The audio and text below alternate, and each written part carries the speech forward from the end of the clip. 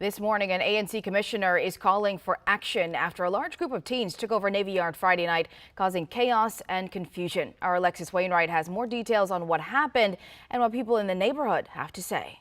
All of a sudden, around 8:30-ish or so, I was heading back into the neighborhood, and I just saw the largest police presence I've seen since January 6th. A chaotic scene in the district Friday night. There were kids all over the place from multiple blocks around the Navy Yard Metro stop. D.C. police say they responded to multiple calls for reports of a fight near Water Street in Southwest. As the night went on, there were more large gatherings of teens along the waterfront. 6 arrests were made as police dispersed the large crowd. 5 were arrested for disorderly conduct, 1 arrest for assault on a police officer. Police say that officer was not seriously injured. Where are the parents? Why are the kids out on the street? The response from the officer was essentially verbatim. It's spring break and these kids had nothing else to do. They were bored on a Friday night.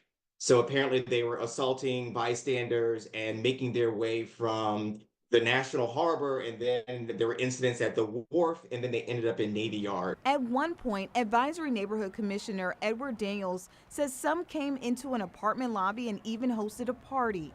Several sources say this group of teens came from the National Harbor in Prince George's County after they were kicked off of the property for curfew.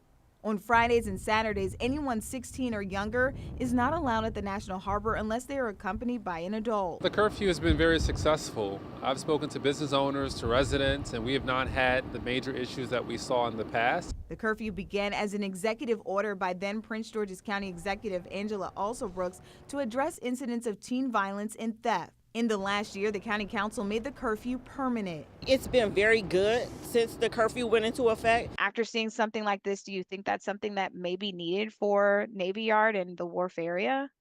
Most definitely. This has been happening for a number of years. Now, no serious injuries were reported. We can tell you since we've been here in Southwest, we have seen a heavy police presence.